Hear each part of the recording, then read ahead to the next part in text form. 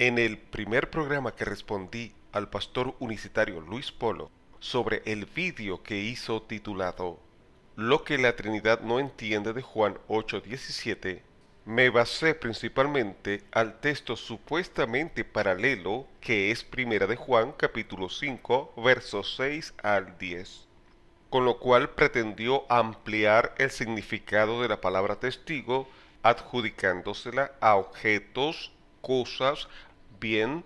En este programa nos encargaremos de analizar el texto dentro de su contexto, ya que no dio tiempo para hacerlo en el programa mencionado. Primero, veamos lo que dice Juan 8:17. Y en vuestra ley está escrito que el testimonio de dos hombres es verdadero.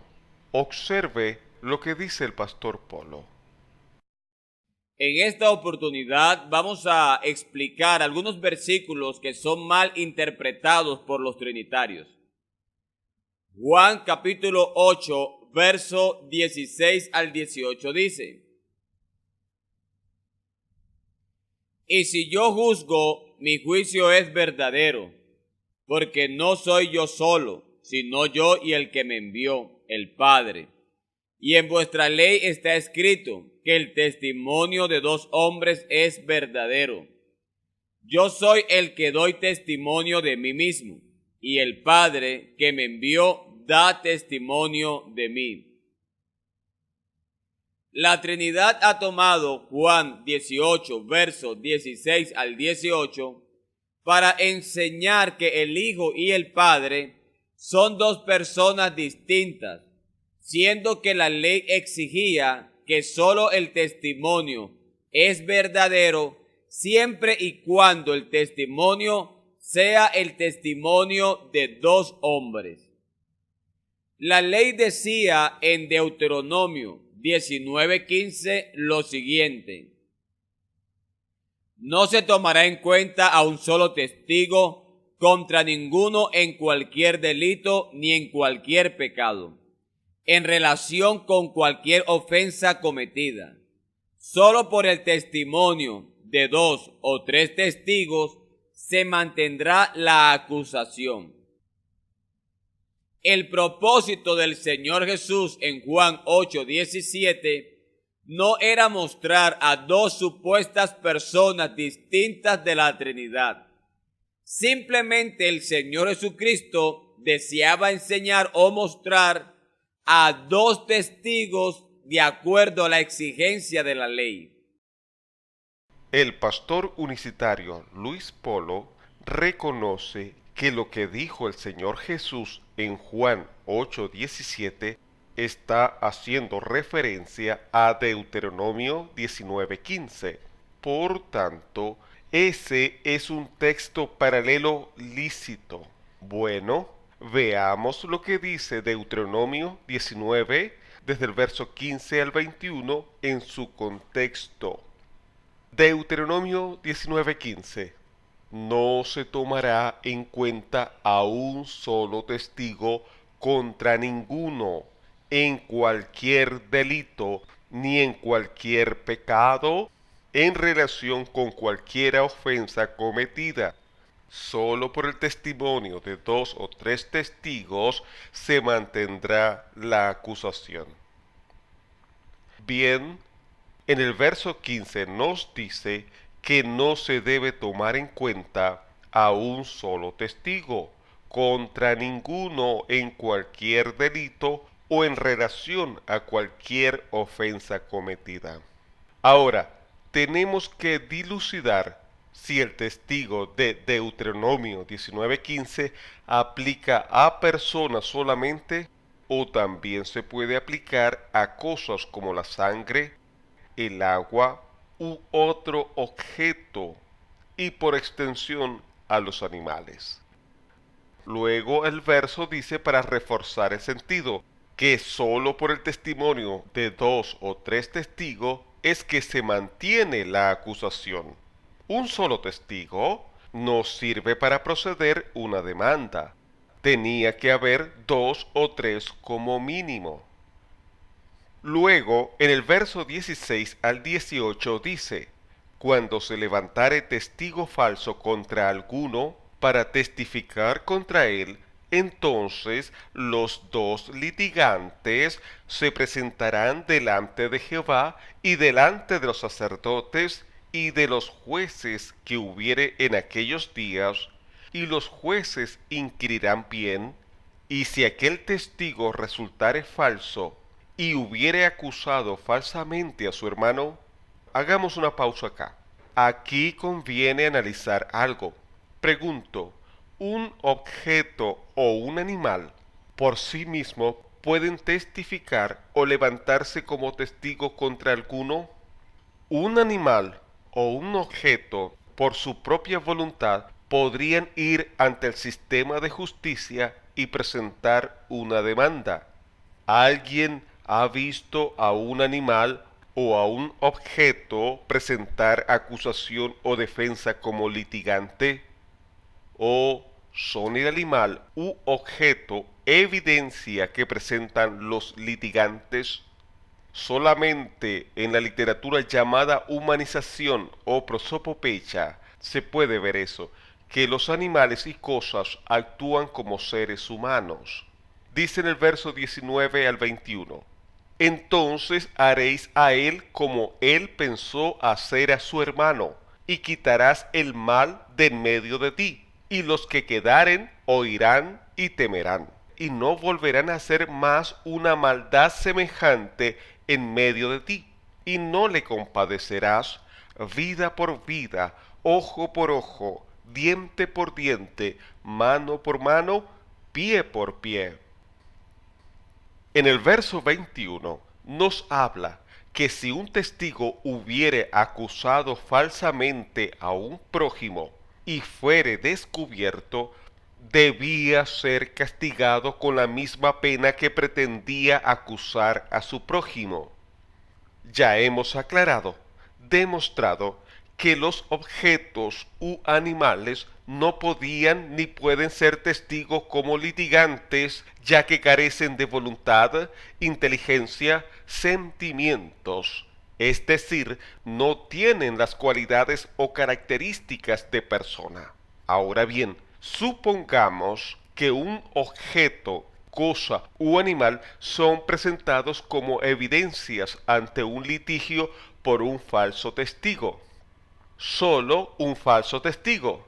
Y supongamos que la evidencia son tomadas como testigos para cumplir la ley de Moisés, que debe haber por lo menos dos o tres, según la lógica, el criterio del pastor unicitario Luis Polo.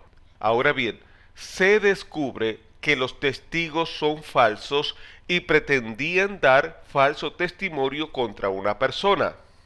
No sé todavía cómo se puede hacer para detectar que una cosa u animal esté mintiendo. Lo que sí sé es que se puede demostrar que un animal u objeto o cosa pueden ser usados como falsa evidencia por un falso testigo. Pero supongamos que son encontrados culpables de calumnia, la cosa u el animal. Manteniendo el contexto de Deuteronomio 19, 15 al 21, dice que los falsos testigos deben ser castigados de la misma manera que pretendían hacer al que le interpusieron demanda. Ahora, ¿podemos imaginarnos castigando al animal por haber mentido? ¿Podemos imaginarnos castigando a una cosa por haber mentido? Ello nos hace reflexionar que indudablemente los testigos debían ser personas, hombres. Cuando digo hombres, me refiero a varón y hembra, únicos que tienen las cualidades de ver y recordar el suceso, de expresar lo visto, lo que ocurrió, de poder expresar con inteligencia, congruencia, lo que presenciaron. Los animales y cosas no pueden estar jamás en la categoría de testigo en calidad de litigante. Además, debía estar consciente que al testificar, la persona debía asumir la responsabilidad de sus actos, es decir, era responsable de decir la verdad o mentir, y si era encontrado dando falso testimonio, debía responder ante la justicia por la conducta poco honorable. Cuando el Señor Jesús no empleó la palabra testigo que está en el contexto de Deuteronomio 19, 15 al 21, sino que usó la expresión hombre, no fue para excluir al Padre como testigo, cosa que alega el pastor unicitario Luis Polo, sino para dar énfasis que tenía que ser persona y no incluía otra categoría. No se extendía al agua y la sangre, por ejemplo, porque el agua y la sangre por sí mismas no pueden presentar querella, sino ellas son las evidencias. Y así lo reseñó el apóstol Juan contra la acusación de aquellos que decían que el Cristo no había venido en carne, que era su carne y sangre la evidencia, lo que dio testimonio que Él se hizo humano. Ahora bien, el pastor unicitario Luis Polo rechaza las mismas palabras del Señor Jesús, ya que empleó el término hombre y según él no significa que el Padre pueda ser testigo, ya que no es hombre sino espíritu, y recurre a un texto aislado para tratar de justificar lo que defiende. Él dijo, preste atención. El versículo textualmente nos está diciendo que el testimonio de dos hombres es verdadero. Pero según número 23:19, Dios el Padre no es hombre. Y en este sentido, Dios el Padre no podría ser testigo según las palabras textuales del Señor Jesucristo en Juan 8:17.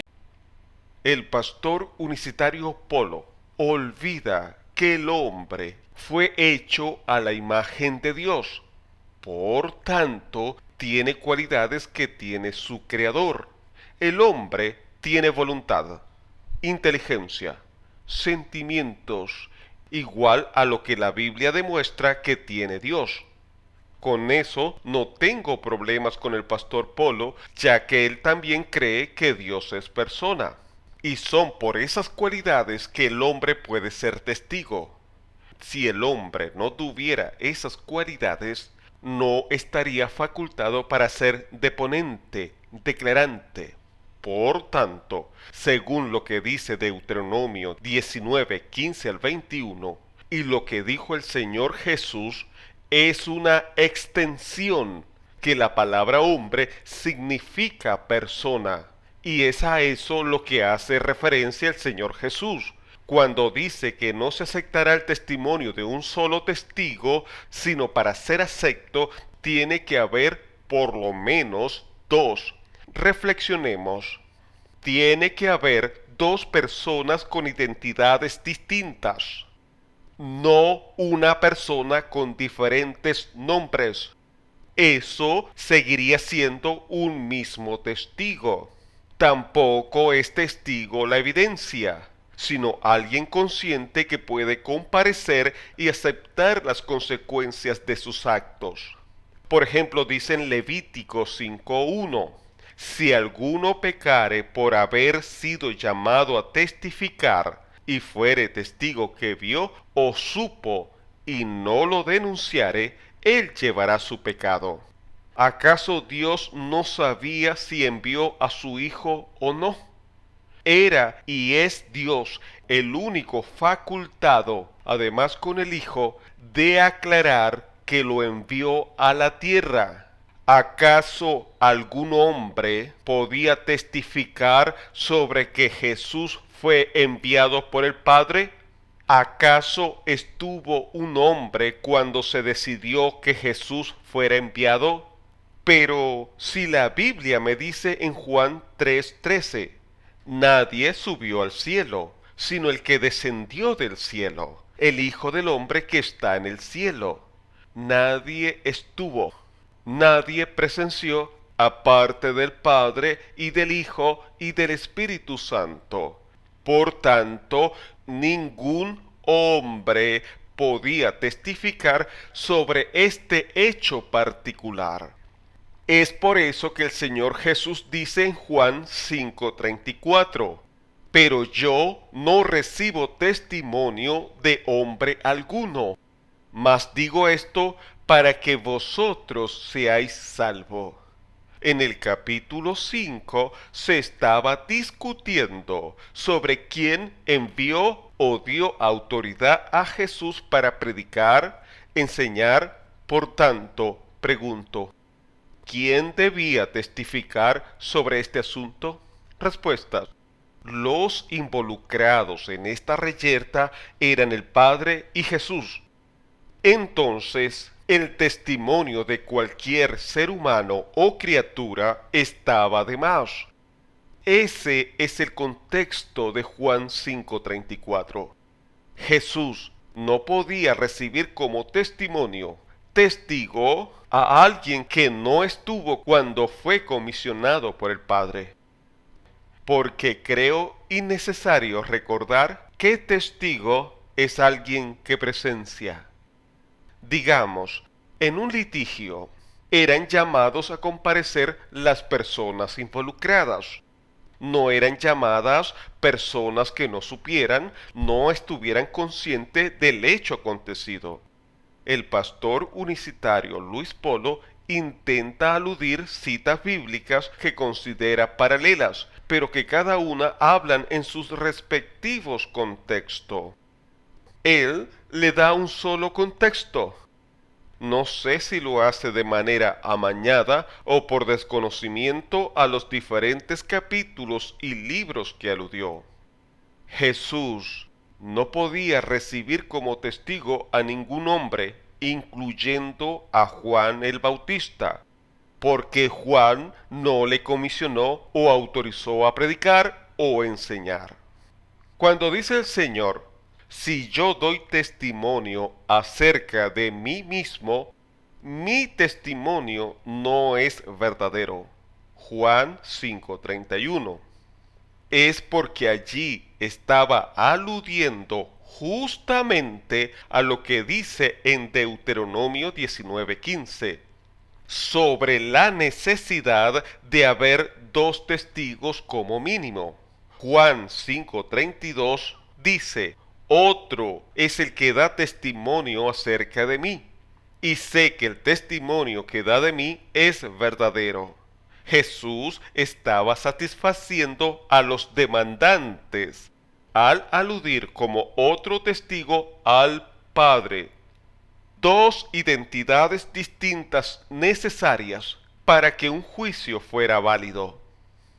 En ese contexto, el testimonio de Juan el Bautista era inválido, pero en otro contexto, el testimonio de Juan el Bautista era válido. Juan 1:6. Hubo un hombre enviado de Dios, el cual se llamaba Juan. Este vino por testimonio, para que diese testimonio de la luz, a fin de que todos creyesen por él. Había una profecía que tenía que venir alguien antes del Mesías para preparar al pueblo de Israel. Isaías 43. Voz que clama en el desierto, preparad camino a Jehová, enderezad calzada en la soledad a nuestro Dios. Juan 5:33. Vosotros enviasteis mensajeros a Juan, y él dio testimonio de la verdad. Juan el Bautista dio testimonio de la verdad, porque fue el Padre que lo envió a prepararle el camino a su Hijo. Pero Juan, aunque cumplió la encomienda, él mismo no estaba plenamente convencido sobre la identidad a quien le preparó el camino. Lucas 7:20. Cuando, pues, los hombres vinieron a él, dijeron, Juan el Bautista nos ha enviado a ti para preguntarte, ¿eres tú el que había de venir o esperaremos a otro? El carácter mesiánico de Jesús solo podía ser testigo el Padre. Juan 5:36. Mas yo tengo mayor testimonio que el de Juan, porque las obras que el Padre me dio para que cumpliese, las mismas obras que yo hago, dan testimonio de mí, que el Padre me ha enviado. El contexto de Juan capítulo 8 es otro, y se dio por la siguiente circunstancia, Juan 8, 12 y 13. Otra vez Jesús les habló diciendo: Yo soy la luz del mundo. El que me sigue no andará en tinieblas, sino que tendrá la luz de la vida. Entonces los fariseos le dijeron: Tú das testimonio acerca de ti mismo. Tu testimonio no es verdadero. Cuando Jesús dijo que Él es la luz del mundo, de inmediato los fariseos reaccionaron diciendo que su testimonio no era verdadero, porque Jesús mismo se estaba exaltando, alabando, poniendo en un pedestal. Esta fue la respuesta del Señor Jesús. Juan 8:14. Respondió Jesús y les dijo: Aunque yo doy testimonio acerca de mí mismo, mi testimonio es verdadero, porque sé de dónde he venido y a dónde voy, pero vosotros no sabéis de dónde vengo ni a dónde voy.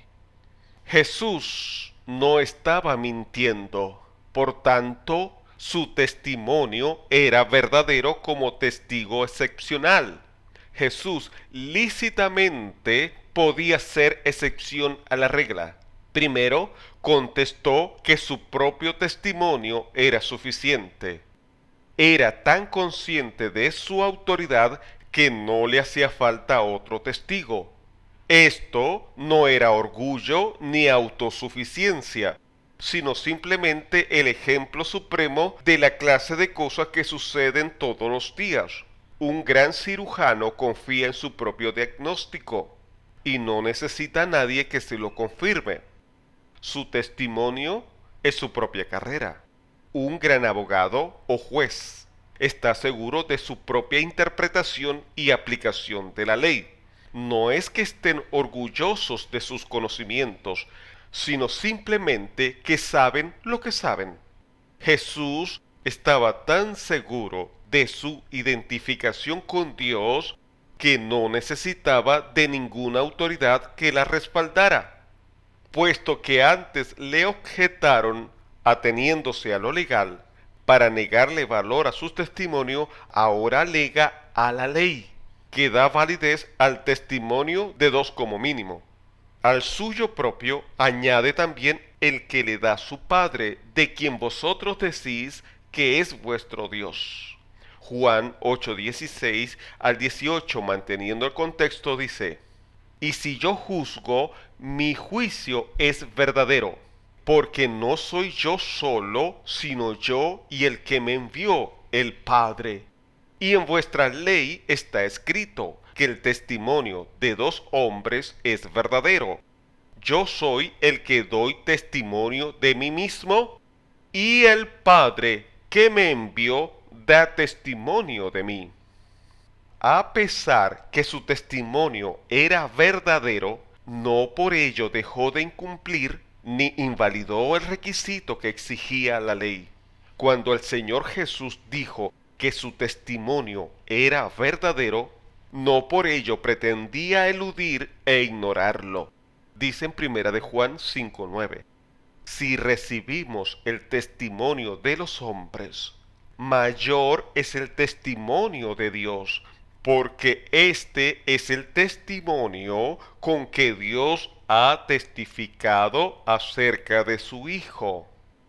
El pastor Polo debería meditar que el apóstol Juan dijo que si recibimos el testimonio de los hombres, deberíamos recibir el testimonio de Dios. Aunque sea espíritu, es mayor su autoridad y valor. El título del mensaje: en respuesta al pastor unicitario Luis Polo sobre su vídeo titulado Lo que la Trinidad no entiende de Juan 8:17, segunda parte. ¿Y quién les habló? Su amigo Omar Duarep.